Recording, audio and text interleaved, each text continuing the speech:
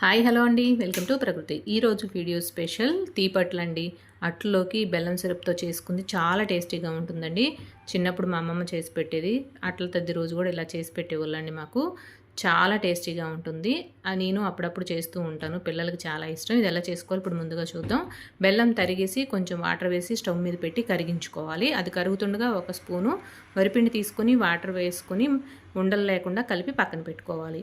ఇప్పుడు దీన్ని కరిగించిన బెల్లాన్ని మనం వడకట్టుకుంటే ఇసుక చెత్తది లేకుండాను బాగుంటుంది. వడకట్టుకొని మళ్ళీ అదే గిన్నెలో వేసుకొని స్టవ్ మీద పెట్టి మరిగించుకోవాలి. అది మరుగుతుండగా మనం వరిపిండి కలిపి పెట్టుకున్నాం కదా, దాన్ని ఒకసారి కలుపుకొని ఉండకట్టకుండా తిప్పుతూ పాకంలో వేసుకోవాలి. అది మరుగుతుండగా ఒక యాలకుపండు చితకొట్టి వేసుకోవాలి. వేసామా లేదా అన్నట్టుగా కొంచెం ఉప్పు వేయాలి, ఎక్కువ వేసుకోకూడదు. కొంచెం ఉప్పు వేసుకుంటే టేస్ట్ బాగుంటుంది, బెల్లం కరెక్ట్గా తెలుస్తుంది.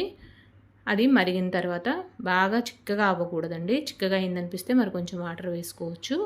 పలుచగా ఉంటుండగా ఒక ఉడకనిచ్చి ఆపేసుకుంటే చల్లారేసరికి కొంచెం చిక్కబడుతుంది. ఎప్పుడు చట్నీలే కాకుండా అప్పుడప్పుడు ఇలా చేసి పెడితే పిల్లలైనా పెద్దవాళ్ళు, ఇంట్లో పెద్దవాళ్ళు ఎవరైనా కూడా తినడానికి చాలా బాగుంటుంది. బెల్లం కాబట్టి ప్రాబ్లం కూడా ఏమీ ఉండదు. దోశలు వేసుకుని దోశలతోని తింటే మనం రోజువారీగా వేసుకునే దోశల పిండి ఉంటుంది కదా, దాంతో దోశలు వేసుకుని ఇలాగే ఈ బెల్లం సిరప్తో చేసుకుంది తింటే చాలా రుచిగా ఉంటుందండి. ఓకేనండి, thank you. Like, share, subscribe. Thank you, bye.